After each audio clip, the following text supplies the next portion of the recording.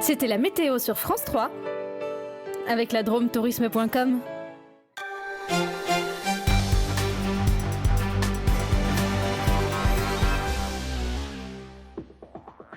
Bonsoir à tous, bienvenue dans le 19-20, l'information régionale suivie de l'édition nationale. Dans les Alpes, nous irons à Valseny, en Haute-Maurienne, où des moniteurs de ski testent un boîtier intelligent pour sécuriser les groupes d'enfants en cours de ski. Une sorte de vigie collective qui est fabriquée à Épierre, en Savoie. Un match solidaire, la Banque alimentaire de l'Isère organise une grande collecte à l'occasion de la rencontre de rugby Grenoble-Clermont-Ferrand vendredi soir au Stade des Alpes. Objectif, récolter des denrées non périssables au profit des plus démunis. Et puis une drôle de trottinette tout-terrain et toute neige, le Snow TTT part à l'assaut des pistes pour tenter de convaincre les amateurs de glisse. Test en grand à Morzine, en Haute-Savoie. Vierna Saki vous présentera l'édition nationale à 19h30. Au sommaire, la Grèce asphyxiée par l'arrivée massive de migrants. Bruxelles débloque une aide humanitaire d'urgence de 700 millions d'euros pour ses États membres afin de faire face à la crise migratoire. Et puis là, quand la primaire des Républicains s'invite au Salon de l'Agriculture, Nicolas Sarkozy, François Fillon et Bruno Le Maire sont allés aujourd'hui à la rencontre des agriculteurs, un électorat traditionnel de la droite à conquérir. Sécuriser les groupes d'enfants lors des sorties de loisirs. C'est l'objectif de Groupir Ski, un boîtier intelligent qui permet de compter les enfants et de donner l'alerte au cas où. Une idée innovante fabriquée à Épierre en Savoie, idéale pour les groupes d'enfants emmenés par les moniteurs de ski. Illustration à Valseny en Haute-Maurienne, Cédric Picot, Didier Alban.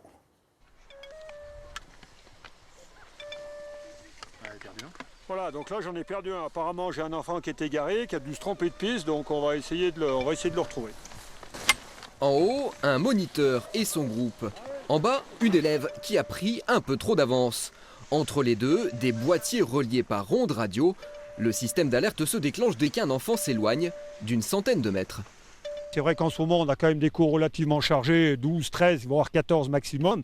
Et c'est vrai que si chaque fois, il faut compter les enfants, on passe plus de temps à compter les enfants qu'à skier, comme on dit.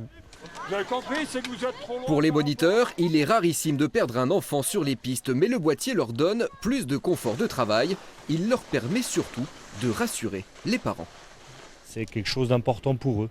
Ils sont sensibles aux efforts que l'on fait perpétuellement pour garantir de la sécurité, aussi bien au niveau du domaine skiable que dans l'encadrement des cours avec les enfants notamment. Mis au point en collaboration avec les moniteurs de Valseny, le boîtier Groupir est aujourd'hui déployé dans 5 domaines skiables des Alpes. Au printemps, les entrepreneurs qui l'ont créé vont le présenter à d'autres stations. Aux États-Unis, ils visent aussi d'autres marchés, centres commerciaux, sites touristiques ou parcs d'attractions. Le système peut fonctionner partout où un enfant est susceptible de se perdre. On peut adapter la distance à partir de laquelle le signal se déclenche. Typiquement, si vous emmenez des enfants au salon de l'agriculture, vous allez vouloir que le groupe sonne assez proche de vous, donc à 2, 3, 4 mètres. Donc ça, c'est tout à fait faisable. Le système peut gérer des groupes jusqu'à 100 personnes, une technologie unique au monde, mise au point en France. Sa fabrication en série va démarrer dans quelques semaines dans la vallée de la Maurienne, en Savoie. 2 hommes domiciliés à Vorep en Isère sont en garde à vue depuis hier soir. Ils sont soupçonnés d'avoir mis le feu à un scooter qu'ils tentaient de voler, feu qui a embrasé la gare désaffectée du Grand Lin. Nous vous le signalions hier, occasionnant une perturbation du trafic ferroviaire. Social, avec une mobilisation des salariés de Carbone Savoie qui se lancent dans une nouvelle grève illimitée. Les négociations d'aujourd'hui avec la direction n'ont rien donné. Et du côté de Rio Tinto, c'est le grand silence. Florine Heba, Jean-Pierre Rivet. Le TGI, il faut savoir qu'il a été ni en notre faveur, ni en la faveur de la direction. Ils l'ont appris hier, le tribunal de grande instance de Lyon a débouté les 2 parties. Le litige portait sur un défaut d'information dans le processus de cession d'entreprise. La tournure du comité central d'entreprise prévue aujourd'hui dépendait de cette décision. Après 2 heures de discussion stérile, la grogne perdure. Nous allons réassigner la direction en justice pour les mêmes faits sur la rétention d'informations qu'ils ont fait depuis le début. Une nouvelle procédure va être engagée contre Rio Tinto. La météo du moment résumait à elle seule l'ambiance au sein des personnels présents. La morosité, voire la colère face à une direction qui joue le passage en force. Selon les syndicats, Alandia, le repreneur convoité, n'aurait pas la puissance financière pour perpétuer l'outil industriel et par conséquent les emplois. Monsieur Soara, qui est un des hauts responsables de RTA, est venu nous voir au mois de juillet 2015 en nous disant que Rio Tinto ne céderait pas Carbone Savoie à quelqu'un qui ne serait pas capable de le pérenniser. Aujourd'hui, c'est exactement le contraire qui se passe. Il joue la politique de la chaise vide. Il ne nous accorde pas les investissements nécessaires pour pérenniser nos sites, nos ateliers de production, nos outils de production. Et on n'a pas de maintien sur les effectifs parce qu'on n'est pas avantagé par notre pyramide des âges et on est en train de perdre des effectifs qu'on ne remplace pas depuis des années. Ça, c'est extrêmement grave. Résultat, la bataille continue et la grève, reprise lundi dernier, est maintenue pour une durée illimitée. Une initiative de l'école de commerce de Grenoble qui organisait aujourd'hui des tests de spirométrie pour sensibiliser les étudiants aux maladies respiratoires avec un invité prestigieux, Philippe Poncet. Ce champion atteint de bronchopneumopathie chronique obstructive détient le record du monde de vitesse et de distance à vélo sous assistance respiratoire. On l'écoute. Ils ont pu voir la difficulté de ce que ça représente et se dire quelque part, j'espère pour eux, bon, il faut qu'on fasse attention quoi, si on se met en danger pour une raison ou pour une autre, ou si on a des problèmes inhérents gérés à la pathologie propre de certaines personnes, qui puissent faire attention pour les années qui viennent, parce que là, ils ont touché du doigt ce que c'est que la vie d'un malade BPCO 24 heures sur 24, et encore, ils sont bien portants, ils n'ont pas eu toute la désintégration, je dirais, systémique du corps qui dure pendant des années avant vraiment de finir aux urgences. Dans l'actualité du jour, sachez que le canton suisse de Genève a porté plainte contre X, une plainte pour mise en danger d'autrui et pollution des eaux qui concerne la centrale nucléaire française du Bugey. Une annonce de l'avocate Corinne Lepage, chargée de défendre les intérêts suisses dans cette affaire. Genève qui ouvre les portes de son salon de l'automobile au grand public. Demain, vous pourrez y découvrir les plus belles voitures du monde, les plus chères également et les plus colorées. Petit avant-goût avec ce reportage de Maxence Regnault et Jordan Guéant.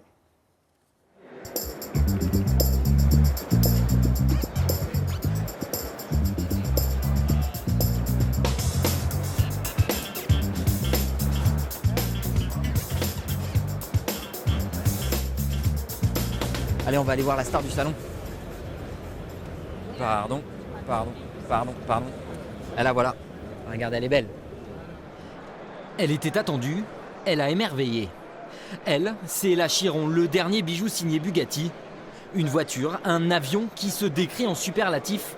1500 chevaux, 0 à 100 km/h en 2 secondes 2, à peine 4 de plus pour atteindre les 200 km/h. Et une vitesse de pointe digne d'un Airbus A380, 420 km/h. Cette Chiron, c'est 500 exemplaires. Alors si vous la voulez, il faudra faire vite et avoir de très bonnes relations avec votre banquier pour débourser les 2 400 000 € réclamés par la marque. Un peu cher. Alors ce que je vous propose, c'est d'aller voir d'autres véhicules d'exception, un tout petit peu moins onéreux. Car le salon de Genève, c'est le paradis du luxe automobile. Lamborghini, Bentley, Rolls-Royce, tous viennent ici pour présenter leurs nouveautés. Des nouveautés quasi inaccessibles, admirées d'un côté par ceux qui en rêvent, de l'autre par ceux qui peuvent ouvrir les portes de ce rêve. Je me rappelle quand j'étais petit enfant, mon père me conduisait dans le salon et pour moi c'était une chose bellissime. Tu allais voir la Ferrari, donc je pense que c'est la même chose pour les jeunes aujourd'hui. C'est un salon fantastique, on est entouré des plus belles voitures du monde. Alors s'il y a un endroit pour présenter notre DB11, notre nouvelle icône, c'est forcément ici, à Genève. Mais au salon de Genève, le luxe prépare également l'avenir, comme la DS E-Tense et ses phares rotatifs. C'est des choses qu'on est en train de développer en série. Les prochaines générations de DS vont porter ce type de technologie avec des éléments mobiles. Avec E-Tense, DS associe donc au rêve la technologie et le style de demain. Ici, on n'est pas dans l'abstraction, on n'est pas dans le rêve, on est dans la réalité. C'est des vraies chaînes de traction, des vrais éléments qu'on va retrouver sur des produits futurs. Le style, c'est un style qu'on va retrouver sur des voitures de série dans moins de 2 ans. Donc c'est quelque chose d'extrêmement concret. Des prototypes, des concept cars, Ferrari, Maserati, Si vous voulez vous offrir un peu de rêve, c'est jusqu'au 13 mars au Salon de Genève. Et pour nous, maintenant, c'est le dur retour à la réalité.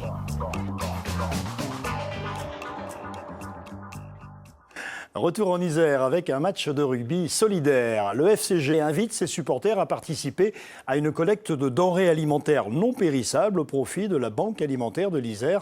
Cette collecte se fera à l'occasion du choc contre Clermont vendredi soir au Stade des Alpes. Xavier Schmitt et Gilles Ragris. Retour à l'entrepôt de la Banque alimentaire. Comme chaque matin, les camions reviennent de la tournée. Le ramassage des produits invendus donnés par les grandes surfaces. Gilles Gerla est l'un des 160 bénévoles. Il participera aussi à la collecte organisée avec le club de rugby de Grenoble. C'est tout à fait l'esprit du rugby, la solidarité. Je pense que on peut faire confiance aux supporters dans ce domaine, en tout cas. Donc on espère bien sûr qu'on aura du succès. Les rugbymen du FCG à l'entraînement, ils préparent le match contre Clermont. Le match a l'esprit caritatif. Les supporters sont invités à apporter des produits alimentaires qui seront collectés aux portes du stade. C'est une première au club grenoblois, mais elle s'inscrit dans ses actions de solidarité. Chaque année, on met en place 3 collaborations avec des associations de tout type d'opérations et tout type d'associations, qui soient régionales et toujours une cause nationale. Donc cette année, on a choisi la Banque alimentaire avec qui s'associer, qui est très présente et très active sur notre région, donc ça nous paraissait cohérent. Les dons des supporters compléteront la grande collecte organisée une fois par an auprès du public. Les besoins sont toujours en hausse, notamment en denrées sèches, c'est-à-dire non périssables, pâtes, riz ou conserves. On en a besoin parce qu'il y a une demande de plus en plus importante de colis alimentaires sur le département, donc on a besoin de denrées alimentaires sèches. Chaque année, la Banque alimentaire récupère en Isère plus de 1400 tonnes de nourriture. Elles sont distribuées à plus de 80 associations. Une action d'envergure au profit des personnes démunies. Un rendez-vous ce soir sur notre antenne avec le magazine Enquête de région présenté par Pauline Allo, c'est vers 23h. Vous pourrez découvrir un reportage sur le Klept de Grenoble. C'est un établissement unique en France qui s'adresse aux jeunes qui ont décroché du système scolaire traditionnel et à qui on propose une autre école. Maxime Kemener, le caméraman, nous racontera comment s'est passé ce tournage juste après cet extrait. Ils ont la possibilité de choisir leur soutien dans les disciplines principales. Le but, c'est qu'ils voient eux-mêmes où sont leurs difficultés, qu'ils s'approprient un peu leur scolarité. C'est à la carte et surtout à leur demande. On est là pour leurs besoins, leurs questions. Alors, c'est quoi ton sujet? C'est quoi les mots auxquels tu peux te raccrocher un petit peu, là? Un personnage qui se libère peu à peu d'une situation oppressante. C'est quoi une situation oppressante? Quand on n'est pas bien. Ouais, quand on n'est pas bien, c'est un truc qu'on a tous vécu, non? Tout serré. Ouais. Quand on se sent tout serré. C'est joli comme expression. Hein, c'est déjà un truc que tu pourrais garder, ça. Se sentir oppressé parce que il peut pas bouger, il peut pas sortir. L'enfermement. Ouais. D'accord. Donc t'as ta situation là. Maintenant, il faut que je retrouve un personnage. Un garçon, jeune fille, en classe. Il se sent. Ça m'a donné plein d'idées. Merci Jean-Marc. Ça t'a donné plein d'idées. Ok. Maintenant, il faut que tu cherches des mots. J'ai jamais appris dans une école classique. Enfin, tout ce que j'ai fait en école classique, j'en ai très peu de souvenirs. Et je pense que c'est plus facile d'apprendre ici. C'était un peu ma mauvaise période et je trouvais ça trop oppressant en fait. J'ai toujours été dehors et j'ai toujours un peu vécu à gauche, à droite et rester derrière un pupitre toute une journée, c'était trop difficile. La boule au ventre le matin. Voilà pour cet extrait de L'heure idée folle, un reportage de Jordan Guéant et Maxime Kemener. Maxime Kemener qui est à mes côtés ce soir. Bonsoir, vous êtes le caméraman de ce reportage. Ça a été délicat, difficile de se glisser dans l'intimité d'une classe comme celle-là? Difficile, c'est peut-être pas le mot que j'utiliserais, mais en tout cas, il a fallu prendre quelques précautions parce que l'objectif, c'était vraiment pas de déranger le déroulé des cours. On avait des élèves et des professeurs complètement passionnés et il fallait vraiment être le plus transparent possible. Du coup, on a un peu changé les méthodes de travail. On n'avait pas utilisé les grosses caméras qu'on utilise d'habitude. On a utilisé un appareil photo. Ça nous a permis d'être un peu plus discret, d'être un peu moins impressionnant pour ces élèves qui n'ont pas l'habitude de la télévision. Et on a réussi, j'espère, à à montrer vraiment comment se passe la vie. En tout cas, dans cette vous avez école. capté beaucoup d'intimité, on le voit dans cet extrait. Il a fallu une période d'adaptation, vous avez tourné tout de suite, vous avez patienté un peu? Eh bien, on a pris le parti de patienter, de faire beaucoup de pédagogie aussi auprès des élèves, des professeurs, pour leur expliquer notre démarche. Et finalement, pendant 2 jours, on a été là, on a été présents, on a observé, on a répondu aux questions de chacun. Et ça nous a permis, une fois que le tournage avait vraiment commencé, d'obtenir des choses vraiment très très intéressantes. Qu'est-ce que montre ou démontre ce reportage?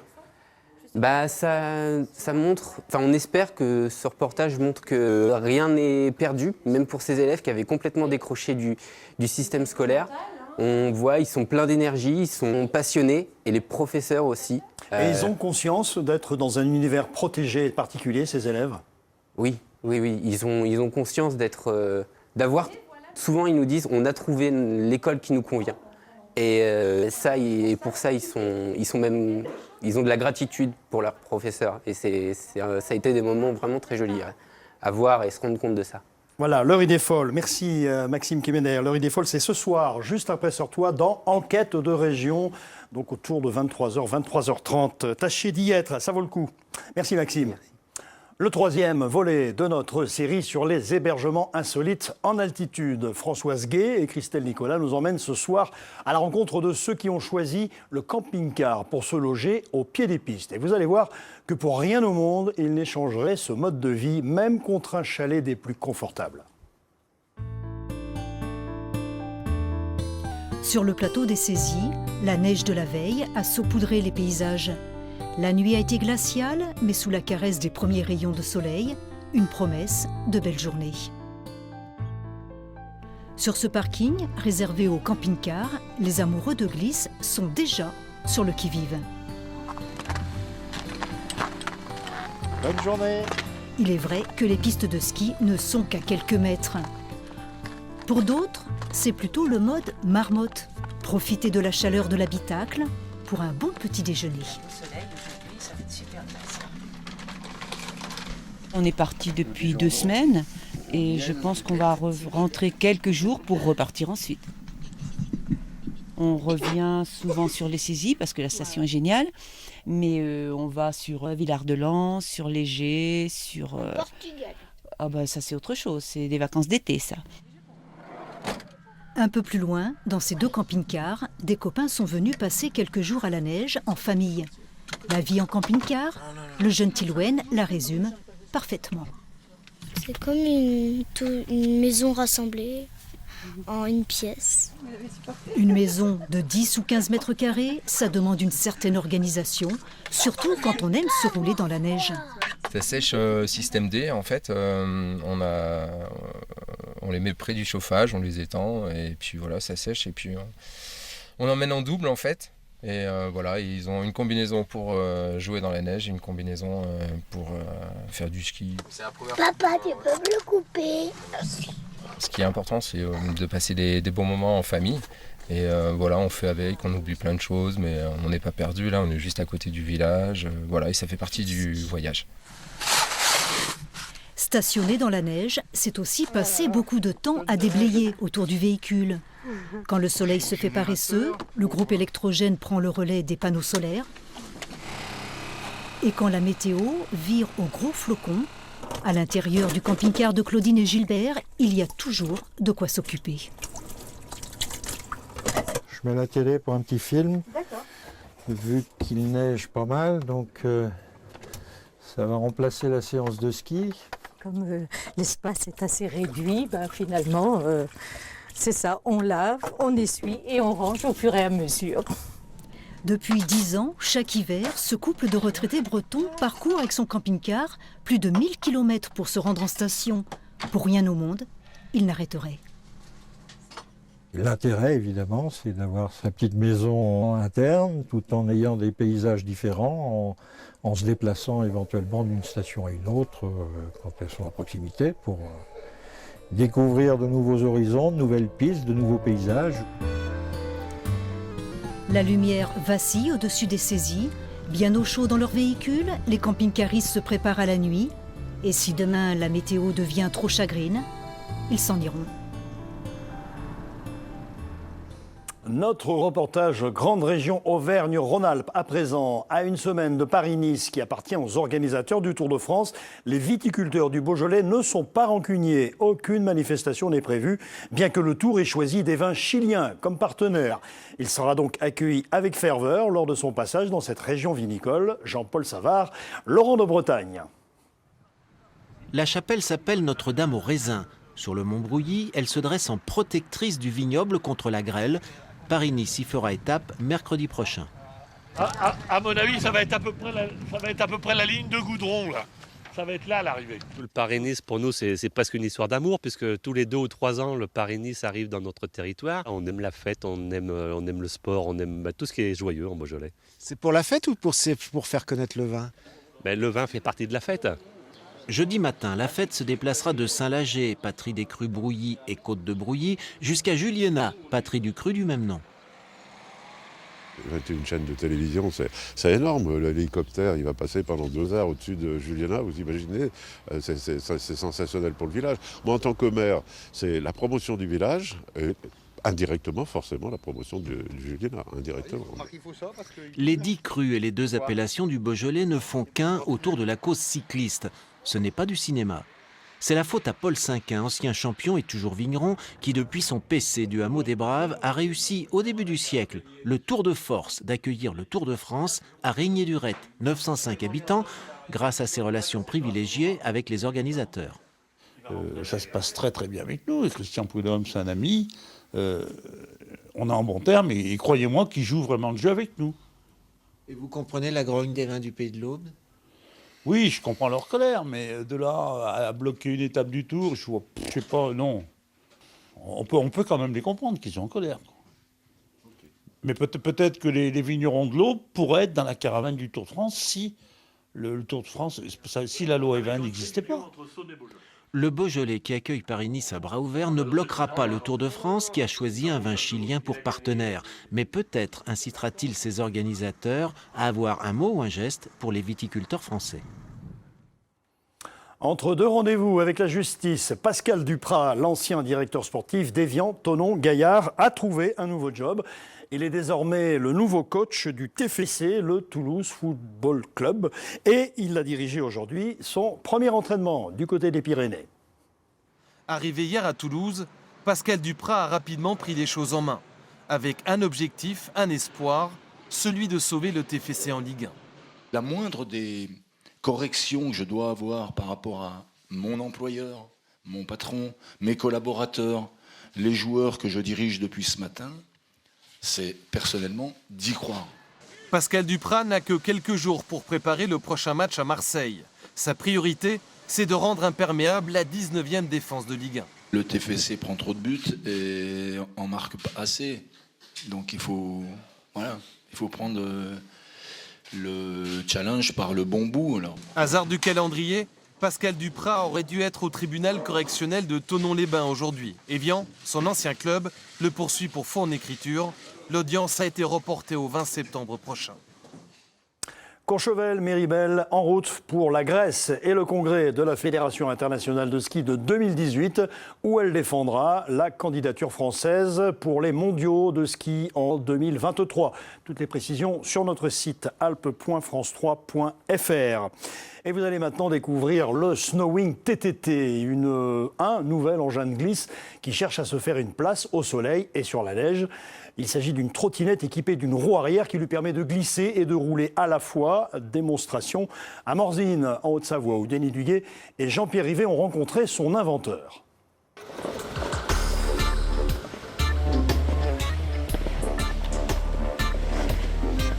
On a tout essayé, c'est-à-dire avec différentes sortes de roues, avec différentes sortes de trucks, différentes sortes de snowboard, de ski. Et là, ce que vous avez, c'est un engin hybride. Un engin hybride qui répond au doux nom de Snowing TTT. En clair, une version neige de la trottinette transformable tout-terrain. Dans l'esprit et en théorie, la transformation n'est pas très compliquée. Devant, j'enlève la fourche, je mets une fourche avec un pneu freiné par hydraulique. En dessous, j'ai 2 boulons à enlever.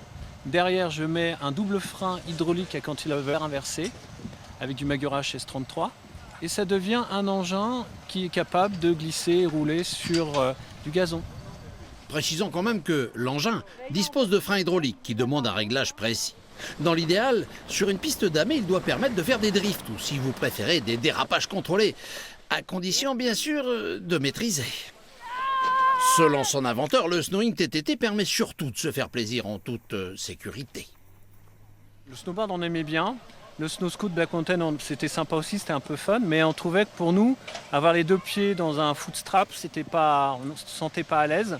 Et on voulait surtout un engin de glisse qui chasse pas quand vous avez une mauvaise prise de quart. Parce que quand vous avez une mauvaise prise de quart, vous avez deux pieds dans des foot straps, avant ou arrière, vous tombez, puis c'est la hanche, c'est l'épaule, c'est la clavicule, c'est pas très sympa. Si tout va bien, cette trottinette des neiges pourrait apparaître sur le marché fin 2016 ou début 2017 à un prix qui se situerait aux alentours des 1 200 €. Et voilà pour l'information dans les Alpes. Merci de votre attention. Excellente soirée.